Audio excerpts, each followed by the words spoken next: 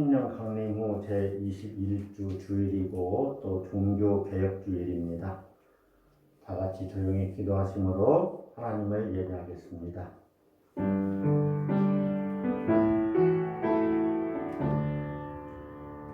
아침에 주의 인자하심이 우리를 만족하게 하사 우리를 일생 동안 즐겁고 기쁘게 하소서. 우리를 괴롭게 하신 날수대로와 우리가 화를 당한 연수대로 우리를 기쁘게 하소서. 지금까지 우리를 인도하신 하나님 아버지 감사를 드립니다. 10월의 마지막 주일을 맞았습니다. 종교개혁주일이면서 이제 겨울을 앞두고 있는 이러한 시점에서 오늘 하나님을 예배하는 자리로 우리를 불러주시니 감사를 드립니다. 우리 예배를 받으시고 임재하시며 영광 받으시고 우리에게는 한량없는 은혜를 더하여 주시옵소서. 예수 그리스도 이름으로 기원드리옵나이다. 아멘.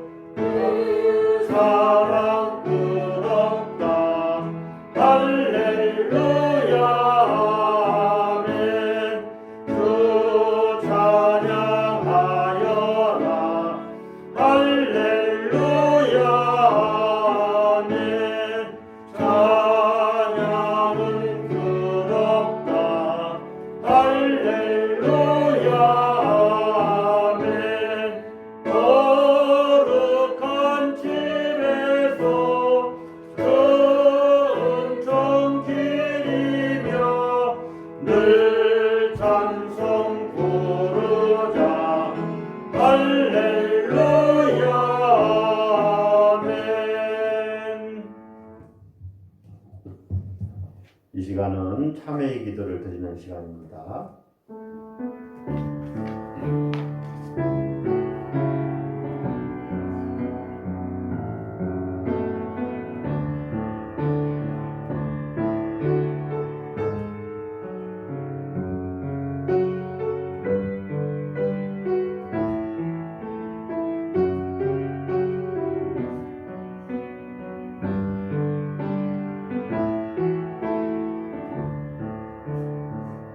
주님, 우리가 영원히 추구해야 할 가치와 길이 되시는 주님의 이름을 찬양합니다. 주님께서는 공중나는 새와 들에 핀 꽃 한 송이도 돌보시고 입히신다 말씀하시며 아무것도 염려하지 말라 하셨습니다. 그러나 주님, 우리는 더 좋은 먹을 것과 입을 것과 누릴 것에 욕심내며 살아왔고 염려했습니다. 물질적으로는 풍요롭지만 정신적으로는 궁핍해졌습니다. 진정한 만족과 기쁨이 없습니다. 주님, 우리를 불쌍히 여겨 주옵소서. 이미 주어진 것에 만족하며 감사하고 기뻐하며 살게 하옵소서. 다 같이 침묵하며 기도하겠습니다.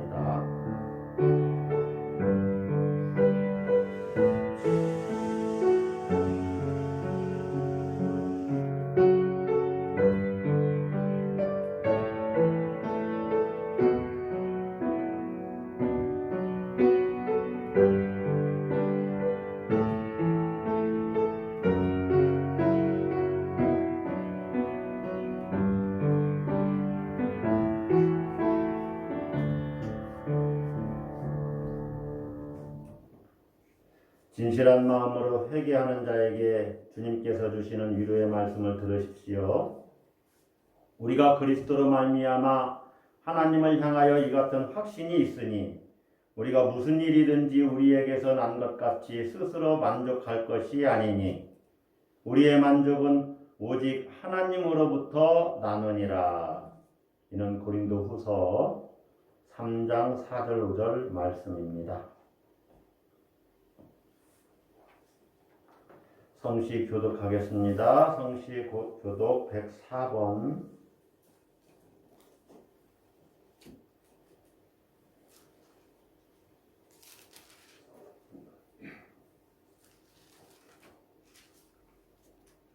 나의 힘이신 여호와여, 내가 주를 사랑하나이다.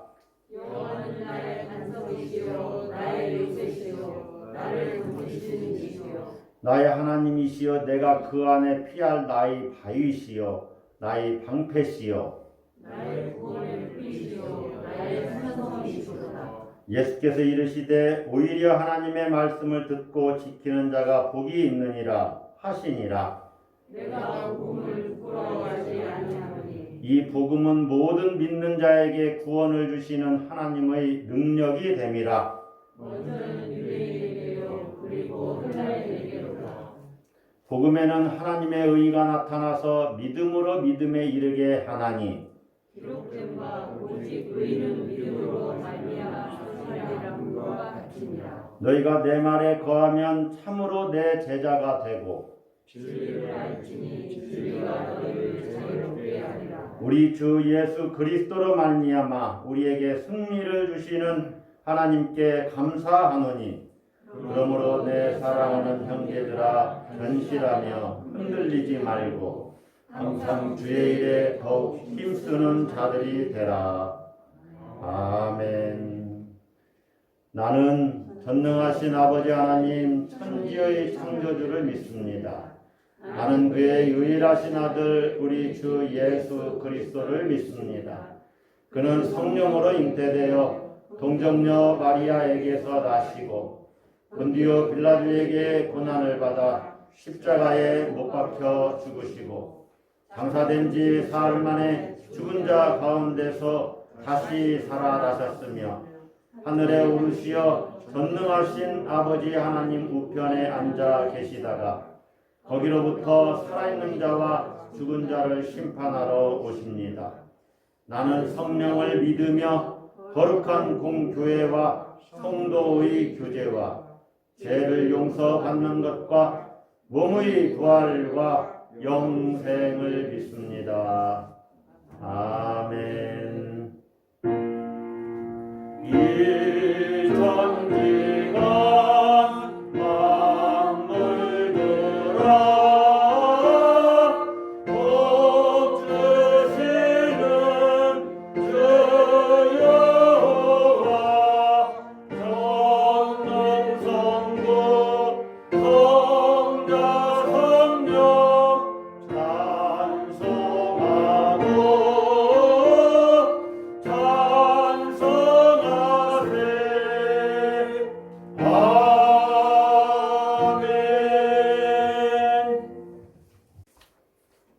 하나님의 말씀 보시겠습니다. 하나님의 말씀은 데살로니가 전서 2장 1절로부터 8절. 데살로니가 전서 2장 1절로부터 8절의 말씀입니다.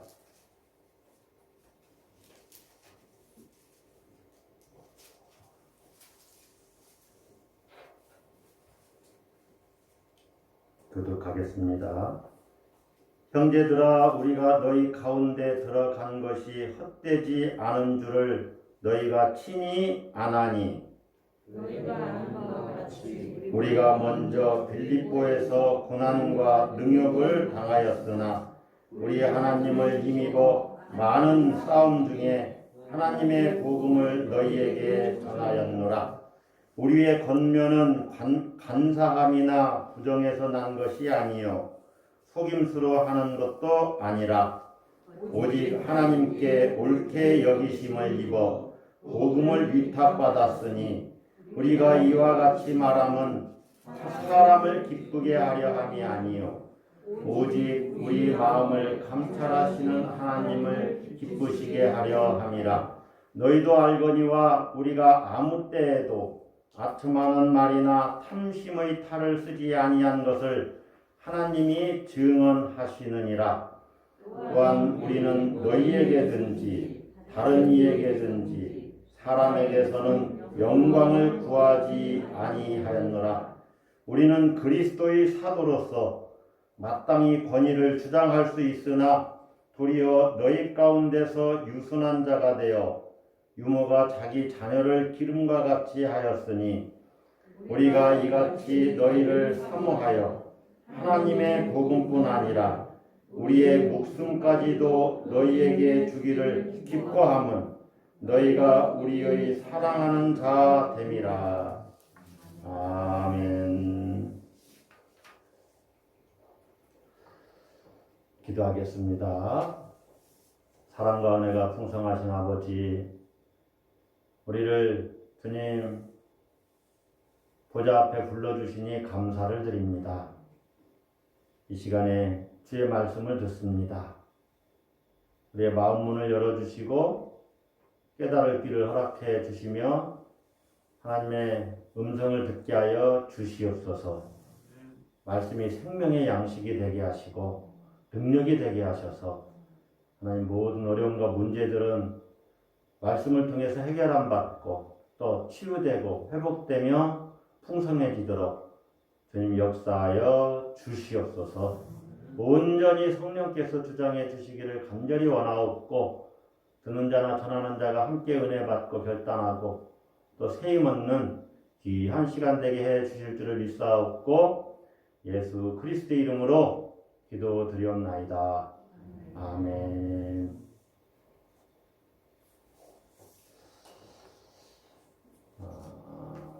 저는 주일날 이제 사택과 교회가 붙어 있으니까 여러분이 오시는 것을 이렇게 이제 맞이하면서 이제 예배를 준비하고 예배를 드리게 됩니다. 여러분은 이제 교회로 나오는 거죠. 주일날 예배당에 나오시면서 여러분은 어떤 마음과 어떤 생각을 가지고 나오십니까? 오늘 주일 되었으니까 교회 가야지 하고 그냥 어찌 보면 아무 생각 없이 주일이니까 예배 드리는 것은 당연하다라고 생각하고 이렇게 나오시는지, 아니면 어떤 기대하는 마음이나 또 기도 제목을 가지고 나오고, 또 때로는 오늘은 정말로 한 주간 동안 지켜주신 하나님 은혜가 너무 감사해서 하나님을 온전히 찬양해야지 그런 생각을 가지고 나오시는 분도 있을 것이고, 또 하나님 오늘 정말 한 주간 너무나 힘들었습니다. 오늘 예배를 통해서 세임 주시고 또 능력 주시고 그래서 다시 능력 있게 올해일을 시작할 수 있도록 인도해 주세요 하는 기대감을 가지고 나오실 수도 있고, 또 권사님 기도하신 대로 우리 성도들끼리 같이 이제 성도들과 같이 교제하는 기쁨도 있을 텐데, 이번 주는 누구와 많은 대화를 나누겠구나. 근데 요즘은 이제 그러지 못해서 참으로 아쉬운데요. 어떤 그런 교제의 기쁨을 기대하면서 나오실 수도 있고, 또 모르겠어요. 여러분 설교에 대한 기대를 가지고 나오시는 분들 손 한번 들어보세요. 하나도 없네. 예, 설교에 대한 기대를 가지고 나오시는 분도 있을 수도 있고, 또 이것이 이제 가장 중요한 것 중에 하나는 내가 하나님께 예배를 드리는구나. 이 예배 시간을 통해서 하나님을 내가 만나야지, 하나님을 체험해봐야지 하는 하나님 만남에 대한 갈망, 열망을 가지고 나오시는 분도 있을 거예요. 여러 가지 어떤 동기나 또 우리가 하나님 자녀됨으로 인해서 예배에 참석해야 되는 어떤 의무감에서도 나올 수도 있고 여러 가지 마음이 있겠죠. 근데 제가 이제 한 가지 더 말씀을 드리면, 주일날 예배에 나올 때는 지난 한 주간의 삶에 대한 자기 성찰이 반드시 있어야 됩니다. 따라서 한번 하겠습니다. 한 주간의 삶에 대한 자기 성찰. 지난주 어떻게 살았는가에 대해서 자기가 한번 생각해보고, 그리고 예배당에 딱 나와서 이제 그 삶을 이렇게 반추해보면서 잘못한 것은 회개하고 다시 새롭게 이 예배를 통해서 하나님 새롭게 출발할 수 있도록 은혜를 주세요. 이제 이렇게 결단하는 거죠.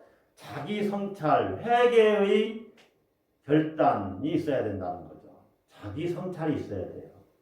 자, 여러분 지난 한 주간의 삶은 어떠셨습니까? 이렇게 말씀드리면 좀 막연하죠. 그런데 여러분들 직장인은 직장 생활하고 가정 생활하고, 또 우리가 신앙인이니까 개인적으로 말씀 듣고 찬양하고 기도하고, 그리고 또 어떤 경우는 바쁜 사업 때문에 아주 바쁘게, 정말로 눈코 뜰 새 없이 바쁘게 돌아간 삶이 되었을 수도 있습니다. 그런데 하나님 앞에서 지난 한 주간의 삶을 되돌아본다는 것은 나는 하나님 중심으로 살았는가 한번 생각해 보는 거죠. 내 삶을 하나님께서 인정해 주실까 한번 생각해 보는 겁니다. 내 삶은 하나님의 인정을 받을 만한가? 여러분의 삶은 하나님의 인정을 받을 만합니까? 우리가 데살로니가전서 2장 말씀을 읽었는데, 데살로니가전서는 이제 여러분이 이거 편지기 때문에 1장 1절에 보면 누가 누구에게 편지한다 이런 내용들이 대부분 나와요. 편지기 때문에. 바울과 실로아노와 디모데는 데살로니가인의 교회에 편지한다. 데살로니가 교회의 성도들에게 편지하는 거예요. 물론 바울의 편지입니다. 그런데 이제 함께 인사하는 사람들 이름이 쭉 나오죠. 뭐 실로아노나 디모데가 나와요. 자, 이 데살로니가 전서는 데살로니가 교회에 보낸 첫 번째 편지라는 거죠. 물론 후서는 두 번째 편지가 되겠죠. 나중에 보낸 편지가 될 텐데, 이 데살로니가 전서는 바울이 보낸 편지 중에 가장 오래된 편지입니다. 그러니까 가장 먼저 된 편지 중에, 지금 남아있는 편지 중에 가장 먼저 쓴 편지예요. 데살로니가 교회에 쓴 편지가. 그거는 여러분 잘 기억해 두시는 것이 좋아요. 우리는 신약을 읽을 때 마태복음부터 읽으니까 마태복음이 가장 먼저 기록되었을까? 그렇게 하는데 그게 아니고, 사실은 데살로니가 전서가 어찌 보면 가장 먼저 쓰여진 성경일 수가 있어요. 신약 성서 중에. 왜냐하면 바울이 보낸 편지 중에 데살로니가 교회 교인들에게 보낸 이 데살로니가 전서가 가장 먼저 쓴 편지거든요. 남아있는 편지 중에 그렇다는 거예요. 그래서 그것이 이제 성경으로 이렇게 신약 성경으로 묶어질 때 지금과 같은 순서를 갖게 됐는데, 데살로니가 교회에 보낸 편지라고 그랬죠. 데살로니가 교회는 바울이 빌립보에 이어서 두 번째로 설립한 교회입니다. 바울과 실라를 중심으로 한 선교사들이 선교 여행을 하면서 이제 데살로니가라는 도시에 머물러서 안식일에 유대인 회당에 들어가서 성경을 강론하죠. 그때는 물론 이렇게 이제 우리처럼 책으로 된 것이 아니고 두루마리 형식으로 된 구약 성경이 있었죠. 흩어져 있었죠. 구약 성경이 여러 개가 있고, 이렇게 우리처럼 39권 있는 것이 아니고 뭐 더 많이 있었어요. 나중에 이제 정경화 과정을 통해서 성경이 이렇게 딱 하나의 구약 성경으로 딱 이렇게 이제 묶어지게 되고, 그리고 한참 후에 신약 성경이 또 이렇게 묶어지게 됩니다. 성경이 이렇게 정경으로 인정받는 과정이 있어요. 역사적으로. 자, 구약 성경을 가지고 바울 일행이 안식일에 유대인들이 모이는 회당에서 말씀을 전하는 거예요. 그런데 구약 성경을 가지고 그럼 구약을 전하느냐? 물론 구약을 전하죠. 그러나 포커스는 어디에 있냐면 구약에서 이렇게 예언한 그리스도가 누구냐? 예수님이 그리스도이시고 그분이 십자가를 지시고 죽으셨을 뿐만 아니라 부활하신 분이다. 예수 그리스도의 십자가와 부활을 전하는 거예요. 그러자 경건한 헬라인들, 기부인들이 그 말씀을 듣고 예수를 믿게 됐어요. 그래서 교회가 세워지기 시작하는 겁니다. 뭐 이렇게 건물이 세워진 것이 아니라 이제 성도들이 생긴 거예요. 그래서 가정교회에서 가정에서 모이기 시작해서 이제 교회가 세워지는 거죠. 그런데 그렇게 잘 성장을 할 수 있도록 자리를 잡아가는데 이 흩어진 유대인들, 디아스포라 유대인들이 바울 일행의 선교 활동을 방해하기 시작합니다. 그래서 선교를 온전히 할 수가 없어요. 그래서 어느 날 밤에 바울과 실라가 위험에 처해 있는 그 바울과 실라가 데살로니가 도시를 빠져나와요. 그런데 이제 가보고 싶은 거잖아요. 이 성도들이 잘 신앙생활하고 있는가. 그래서 가보고 싶지만 사정이 여의치 못해서 바울은 가보지 못하고 디모데를 보냅니다. 그래서 디모데에게서 전해 들은 데살로니가 교회의 소식을 그렇게 바울이 생각하면서 편지를 썼어요. 그것이 데살로니가 전서예요. 디모데에게서 전해 들은 교회 소식을 듣고 바울이 답장을 하는 거죠. 자, 우리가 읽은 데살로니가전서 2장 1절부터 8절까지 이 본문은 오늘 성서 일과 중에 속한 본문인데 데살로니가에서 바울이 어떻게 복음을 전했는가, 복음을 전할 당시를 회상하면서 자기 사역이 어떠했는지를 이렇게 말하고 있는 내용입니다. 한마디로 말하면 이런 거죠. 우리가 복음을 전하는 것은 우리 마음대로 하는 것이 아니라 하나님께 위탁받은 말씀을 전하는 것이다. 하나님께 위탁받았다 말씀을. 그러니까 우리는 받은 말씀을 전하는 것이다. 왜 바울이 하나님께 말씀을 위탁받았습니까? 그것은 하나님이 바울 일행이 말씀을 전하기에 합당하다고 생각을 했기 때문에 그래요. 바울 일행 그들을 옳게 여기셨다는 거예요. 복음을 전하기에 옳은 자들. 다시 말하면 하나님께서 우리를 인정하셨기 때문에 우리가 복음을 전하는 것이다. 그 말입니다. 자, 4절 한번 보세요. 4절. 오직 하나님께 옳게 여기심을 입어 복음을 위탁받았으니. 하나님께 옳게 여기심을 입어. 자, 이 말씀이 오늘 설교의 제목과 연관이 있어요. 하나님께 인정함을 받아 복음을 위탁받았다는 거예요.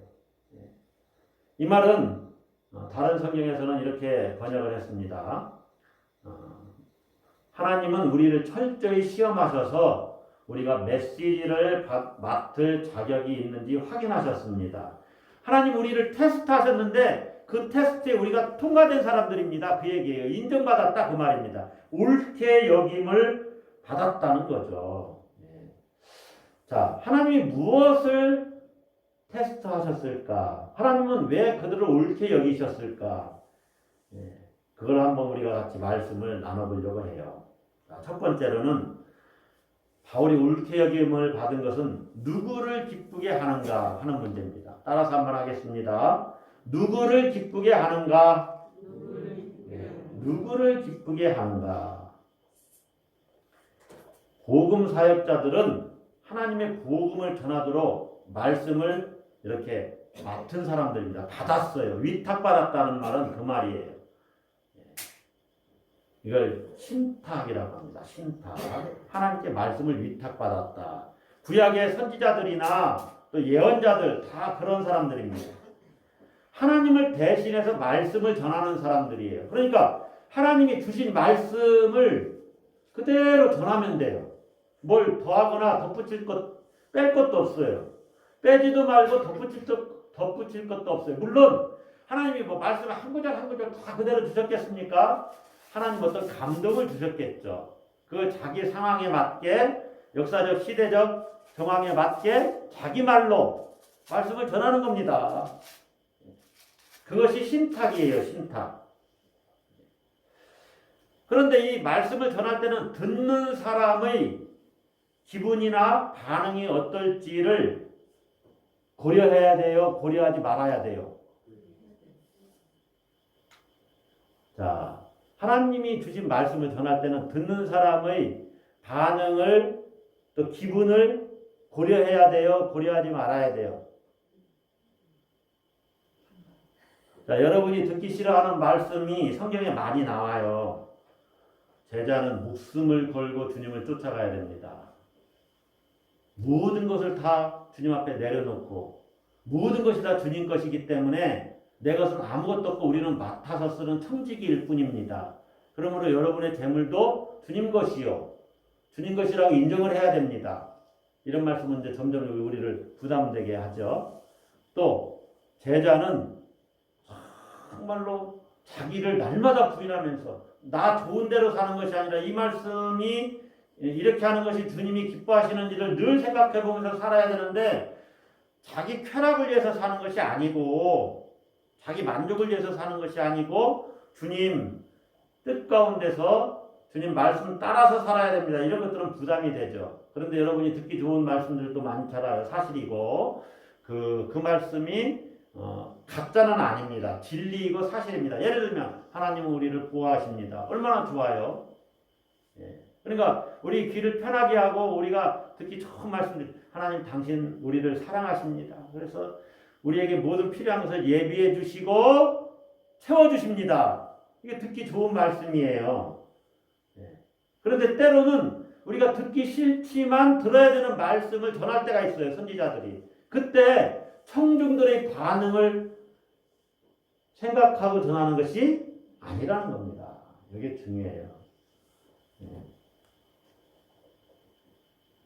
제가 교회력을 따라서 말씀을 전하다 보면요. 저도 부담이 되고 여러분도 부담이 엄청 되는 말씀들이 있어요. 오늘은 제가 이제 세 번째 이야기를 하려고 하는데 바울은 목숨을 주는 것이 아깝지 않을 정도로 목숨을 주기까지 성도들을 사랑하면서 데살로니가 교회 성도들을 섬기면서 이 복음 사역자로서의 사명을 감당했어요. 그러면 제가 얼마나 찔린지 아십니까? 나는 그 정도가 아닌 것 같은데.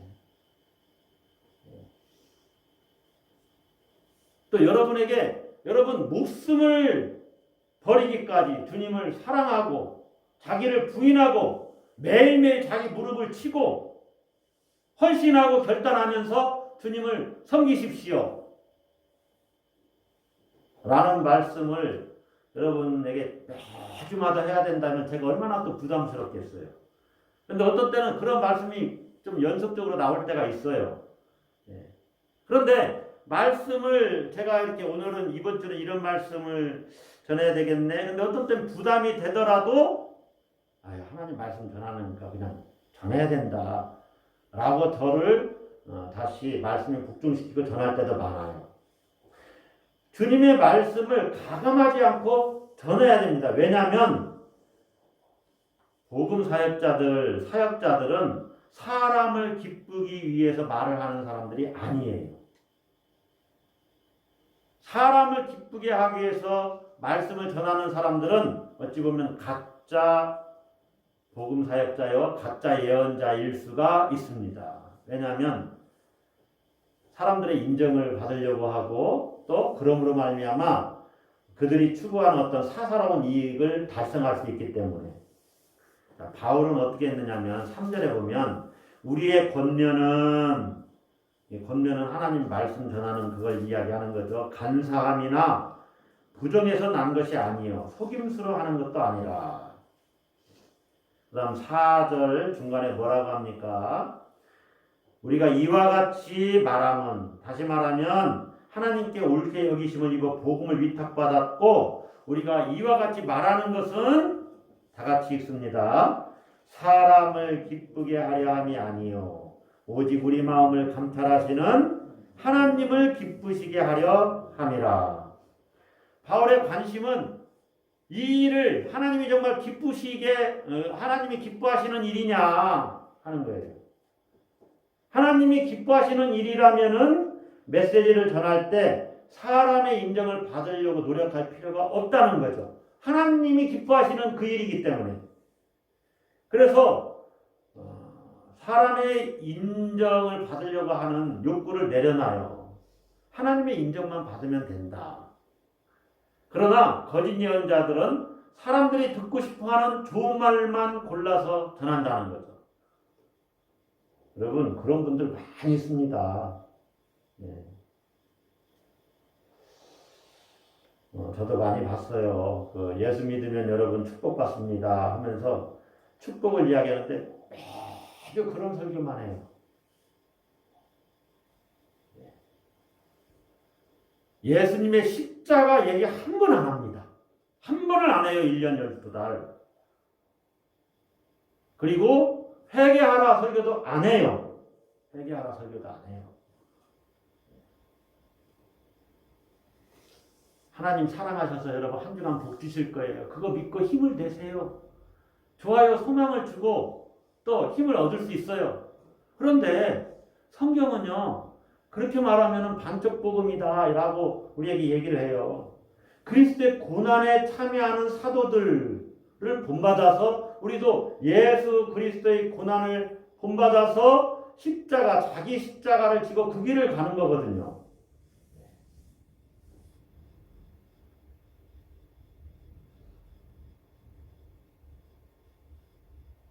세번역 성경은 이 사절을 뭐라고 이렇게 번역을 했냐면 이렇게 얘기를 해요. 이렇게 번역을 했어요.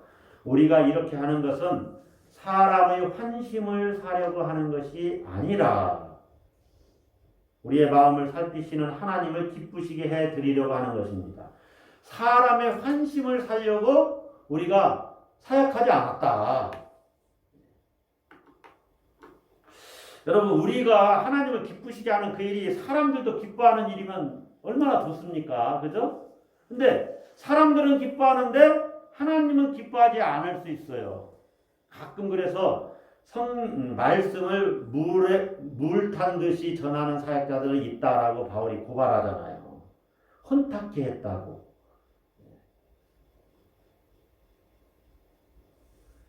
하나님이 기뻐하시는데 사람도 기뻐하면 좋은데 하나님은 기뻐하시는데 사람들은 싫어할 수도 있어요. 싫어할 수도 있다.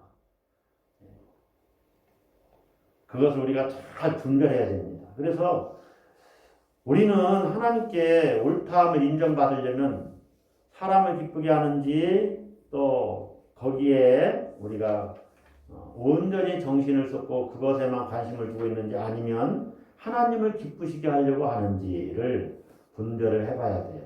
그리고 하나님을 기쁘시게 하는 쪽으로 결단하고 그것을 매일매일 실천해 가는 거죠. 자, 두 번째로는 하나님이 어떤 것을 테스트하셨느냐, 어떤 면에서 인정을 하셨느냐 따라서 하겠습니다. 누구에게 영광을 구하는가? 누구에게 영광을 구하는가? 바울 일행은 복음 사역자들은 사람에게 영광을 구하지 않았다는 거죠. 사람들의 인정과 칭찬, 높임을 구하는 사람들은 어떻게 하냐면 인정받고 싶어서 아첨을 하게 됩니다. 탐심의 탈을 써요. 속에는 인정받고 욕구로 욕심이 가득 차 있는데 탈을 쓰고 아닌 것처럼 해요. 제가 학교 다닐 때 교수님이 이렇게 저쪽에서 걸어오는데 제가 90도 인사를 한번 했어요. 그랬더니 제 옆에 있는 친구가 뭘 이렇게 아부하려고 인사를 꼭 하냐고 그러더라고요. 근데 제가 어떤 생각했냐면 애들이 배꼽 인사하듯이 허리를 많이 숙이잖아요. 나도 한번 허리를 많이 숙여보고 인사 좀 한번 해볼까. 아무 생각 없이 그렇게 하고 인사를 한 것뿐인데 얘가 보기는 아첨하는 걸로 여겨진 것 같아요. 여러분 아첨하는 사람들은 사람에게 잘 보이려고 합니다. 사람에게 잘 보이려고. 이 사람에게 잘 보이려고 때로는 잘 지냈던 이 사람과도 등을 지는 사람이 있어요. 이 사람이 실세고 권력이 있으면 힘이 있으면 재물이 있으면 이 사람이 좋아하는 쪽으로 맞추기 위해서 때로는 이 사람과 등을 져요. 가끔 정치인들이 그렇게 하잖아요. 사역자들이 구하는 영광은 사람에게서 오는 것이 아니라는 거죠. 사역자들이 구하는 영광은 하나님에게서 오는 영광만 받으면 돼요. 하나님이 인정하면 돼요. 요한복음 5장 44절에 너희가 서로 영광을 취하고 유일하신 하나님께로부터 오는 영광을 구하지 아니하니 어찌 나를 믿을 수 있느냐. 모세 율법은 받아들이면서 예수님이 전한 말씀을 받아들이지 않는 이 종교 지도자들을 향한 예수님의 책망의 말씀이에요. 서로 영광 취하는데 하나님에게서 오는 영광은 구하지 않는다는 거죠. 사람에게서 구하는 영광은요, 결국에는 자리 다툼으로 끝나요. 또 이권, 누가 더 많이 얻느냐. 근데 하나님에게 구하는 영광은 자리 다툼으로 끝나지 않아. 이권이 없어도 돼요. 그래서 때로는 손해보고 이권을 잃을 수도 있어요. 예수님 때문에 치욕을 당할 수도 있다 그 말입니다. 그러나 예수님 때문에 당하는 치욕은 궁극적으로 영광입니다. 여러분, 세상 사람들이 사도 바울을 알까요? 모를까요? 몰라요. 예수님 제자도 잘 모를 수 있어요. 베드로 정도는 알겠죠. 그런데 요한도 좀 알겠고, 그러나 누가만 해도 잘 모를 거예요. 누가. 마가도 잘 모를 수도 있어요. 미국 같은 경우는 데이비드, 다윗을 잘 알죠. 그래서 많은 사람들이 이름을 데이비드 킴 이런 식으로도 해서 데이비드. 이렇게 다윗은 잘 알지만 이름 없는 얼마나 많은 신앙의 선조들이 있어요. 그 이름 없는 그 신앙의 선조들 중에 잘 알려지지 않은 사람들, 그들은 정말로 예수님 때문에 욕을 당하더라도 그것을 영광으로 알고 자기 이름이 드러나지 않아도 괜찮다고 여긴 사람들입니다. 예수님이 증거되고 하나님이 인정하시는 모든 일은 하나님의 영광이 드러나는 통로로 여긴 그러한 사람들.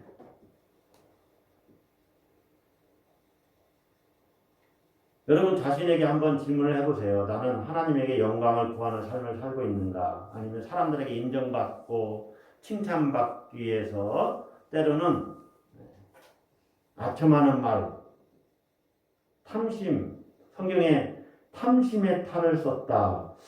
이런 표현을 썼어요. 바울이. 5절에 보세요. 너희도 알거니와 우리가 아무 때에도 아첨하는 말이나 탐심의 탈을 쓰지 아니한 것을 하나님이 증언하시느니라.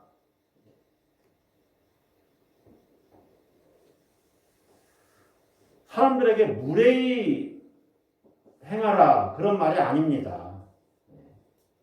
사람들이 나를 어떻게 볼까에 너무 신경 쓰지 말라는 거예요.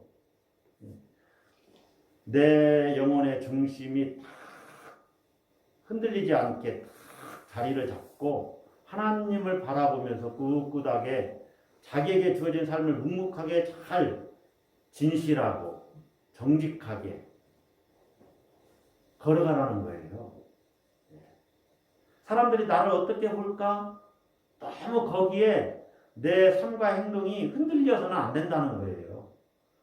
사람들이 나를 어떻게 볼까를 잘 생각하는 사람들이 있어요. 그래서 나를 인정해주지 않으면 막 자기가 무너져요. 그래서 심지어 어떤 사람들은 자살하는 사람들도 있어요. 저도 예전엔 잘 몰랐는데 여러분 다른 사람이 나를 비난한다고 해서 내 존재의 가치가 이렇게 깎이는 게 아닙니다. 나는 그대로 있어요. 저도 그런 걸 배웠어요. 다른 사람이 나를 무시해도 나라는 사람의 어떤 존재나 힘이나 능력 이런 것들이 깎이는 게 아니에요. 나는 그대로 있어요. 다만 저 사람이 나를 좀 무시할 뿐이죠. 그러니까 사람들이 나를 어떻게 볼까 여기에 너무 많은 신경을 쓰는 사람들은 사람들에게 인정받고 싶어 하는 욕구가 큰 사람들이에요. 그래서 인정해주지 않으면 힘들어요. 자, 누구에게 영광을 구하는지 여러분 한번 다시 보시기 바랍니다. 자, 세 번째로는 바울의 사역에 어떤 순수성, 동기, 또 열정, 헌신에서 바울은 하나님께 인정받았어요. 바울이 사역에 임하는 자세를 한번 보세요. 목숨을 주기까지 사랑했다는 거예요. 데살로니가 성도들. 자, 바울은 그리스도의 사도였지만 권위를 주장하면서 사역한 것이 아니에요. 사도는 권위가 있어야 됩니다, 사실. 교수가 강단에서 가르칠 때는 교수로서의 권위가 있어야 칠판에 써서 뭘 쭉 가르치는데, 여기 교수로서 뭐 권위가 없으면 어떻게 가르치겠어요? 하나도 믿어주지도 않고 그러면. 또 판사가 재판을 하는데 판사 말을 하나도 듣지도 않고 앞에 있는 사람들이 자기 멋대로 하면은 어떻게 판사가 재판하겠어요? 그러나 재판정에 가면 그렇지 않잖아요. 판사는 마치 왕과 같은 권위가 있어요. 바울도 복음을 전하는 자로서 사도로서 권위가 있습니다. 그러나 권위를 막 주장하면서 사역한 것이 아니라 유모가 자기 자녀를 양육하는 것 같이 사역했다고 그래요. 예. 자, 7절 보시면 우리는 그리스도의 사도로서 마땅히 권위를 주장할 수 있으나 도리어 그렇게 권위를 주장하지 않았다는 거죠. 너희 가운데서 유순한 자가 되어 유모가 자기 자녀를 기름과 같이 하였다. 유모가 자기 자녀를 기름과 같이 하였다. 유모가 누굽니까? 스스로 살아갈 수 없는 아이들을 돌보는 사람이죠. 단순히 돌보는 게 아니라 어머니와 같은 입장에서 돌보는 거예요. 바울이 그렇게 유모의 심정으로 사랑으로 심지어 목숨을 주는 것이 아깝지 않도록 그렇게 사랑함으로 데살로니가 교회 성도들을 섬겼어요. 그래서 하나님이 인정할 만한 사람이 된 거예요. 인정할 만한 사람이니까 또 그렇게 헌신했겠죠. 자, 여러분, 그러면 이제 어떻게 하면 여러분이 인정을 받을 수 있을까요? 이미 설교는 다 이제 제가 3가지 말씀드렸는데 어떻게 하면 인정을 받을 수 있을까? 우리가 실천적으로는 하나님을 기쁘시게 함으로 인정받고 사람에게 영광 구하지 않고 하나님으로부터는 영광이 정말로 내게 참된 영광이다라고 생각하고 우리에게 맡겨진 사명을 정말로 바울처럼 최선을 다해서 목숨을 다해서 성도들을 섬긴 것처럼 그러한 헌신을 가지고 사역한다면은 우리가 하나님께 온전히 인정을 받습니다. 이게 이제 행함으로 인정받는 거죠. 행함으로. 이미 여러분은 이 하나님의 자녀됨으로는 인정을 받고 있어요. 예수 그리스도의 십자가 구속의 은혜를 통해서 내가 그 사실을 믿고 내가 거듭난 하나님의 자녀가 되었죠. 그래서 하나님은 넌 내 아들이야, 내 딸이야 하고 인정하시죠. 그래서 하나님의 모든 은혜를 공급받아요. 우리가 자녀이기 때문에 이건 존재로서 인정받는 거예요. 존재로서. 그러나 행함으로도 인정받아야죠. 하나님을 기쁘시게 함으로 인정받고 하나님께 영광 돌려드리고 나는 하나님이 주시는 영광을 받음으로 인정받는 거예요. 예.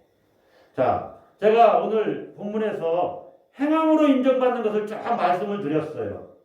여러분, 행함으로 인정받는 것은 주보에 제가 국민일보에 나오는 겨자씨 칼럼을 매주 이렇게 여러분에게 하나씩 올려드리는데 국민일보에 오늘 겨자씨 칼럼 중에 신앙은 삶이다 이렇게 해서 올려놨죠. 자, 구멍가게 주인이 고객들에게 어떤 교회에 부임한 목회자를 칭찬했어요. 구멍가게 주인이 조그만 이제 뭐 가게 주인이겠죠. 목사님이 설교를 참 잘하십니다. 한 고객이 묻는 거예요. 설교를 들어보셨습니까? 아니요.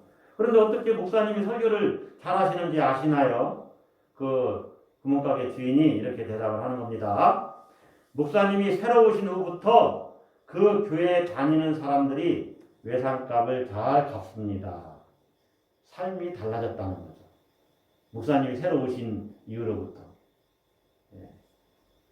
그 뒷이야기도 다른 이야기도 여러분 한번 읽어보세요. 빵가게를 운영하는 한 집사가 있었는데 그가 구운 빵은 크기가 작아요. 그래서 고객들이 원망을 해요. 그런데 그분의 빵가게 운영하는 그 집사님의 별명은 대포 집사예요. 왜냐하면 교회에서 대표 기도할 때 막 대포 소리처럼 크게 기도하거든요. 그런데 사람들이 자기를 좋아하지 않는다는 것을 알았다는 거예요. 그래서 목사님에게 상담을 했어요. 사람들이 왜 저를 싫어할까요? 그 목사님이 진지하게 권면을 했습니다. 집사님, 기도 소리는 줄이시고 빵 크기를 늘리세요. 여러분, 신앙이 뭡니까? 신앙은 삶입니다. 삶. 그냥 입술로의 고백으로 끝나는 것이 아니고 때로는 내 욕심도 내려놓고 때로는 사랑을 베풀고 때로는 약속을 잘 지키고 외상값 잘 갚아야죠. 돈 떼먹으면 안 되죠. 기업을 운영하는 사람들은 직원들 월급을 잘 주는 것이 신앙입니다. 그게 믿음이에요. 믿음 생활 잘한다 하면서 그 직원들 월급을 떼먹는다? 그게 무슨 믿음 생활 잘하는 거예요? 아니죠.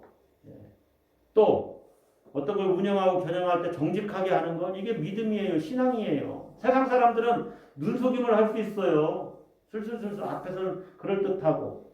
그러니까 만약에 사과나 배를 한 상자 담는다면은 그래서 판다면은 위에 있는 배나 아래에 있는 배나 똑같이 좋은 것을 담아서 팔아야 돼요. 알맹이 크기도 똑같이 해야지 위에는 크고 담고 밑에는 요만한 거 담아서 팔면은 그게 위선이고 그게 가식인 거예요. 신앙에는 그렇게 하면 안 된다는 거예요. 하나님께 인정받는 삶은 한마디로 말하면은 어떻게 하면 하나님을 기쁘시게 할까? 어떻게 하면 하나님께 영광을 돌릴까? 나는 어떻게 하면 하나님께 최선을 다하는 삶을 살까? 이런 것인데 이것은 한마디로 말하면 하나님께 온전히 마음을 쏟는 겁니다. 온전히 하나님께 마음을 쏟는 거예요. 그게 뭐냐? 예수 그리스도 십자가를 통해서 내가 어떻게 구원받았는가? 내가 이러한 사람으로 변화됐구나. 그러므로 나는 이렇게 살아야지 하고 하나님 중심으로 계속 생각하는 것. 그것이 하나님의 인정을 받는 길이에요. 하나님께 온전히 마음을 두는 거예요. 하나님께 마음을 두는 것이 하나님이 행하신 구원 사역에 계속 집중하는 거예요. 예수님을 통해서 행하신 구원 사역. 그리고 그 하나님이 베푸신 은혜에 계속 젖어 들어가는 거죠. 그러면 예수님의 그 십자가 사건에 집중하면은 거기에서 주님이 주시는 생명의 은총을 누리게 돼요. 그러니 또 하나님을 기쁘시게 하는 삶을 살게 되죠. 여러분, 한 주간도 어떻게 사시겠어요? 하나님께 마음을 두세요. 사람에게 마음 두지 말고. 사람을 기쁘게 하는 건 끝이 없고 그건 다 어떻게 보면 허무하게 끝나요. 한때 친구가 한때 다음에 적이 될지 누가 합니까? 허무하게 끝나요. 그러나 하나님 중심으로 늘 진실하게 대하면 원수도 친구로 변하고 친구에게 내 진심이 또 전해지는 거죠. 한 주간도 온전히 하나님께 마음 두시고 승리하시는 여러분들 되시기를 주의 이름으로 축복합니다. 기도하고 축도하겠습니다.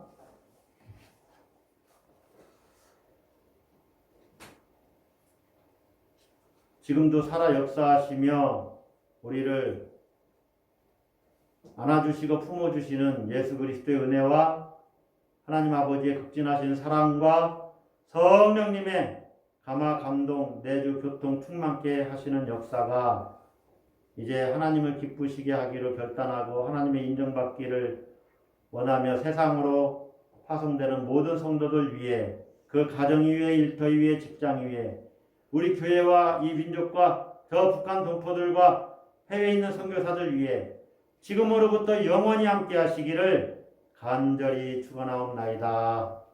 아멘.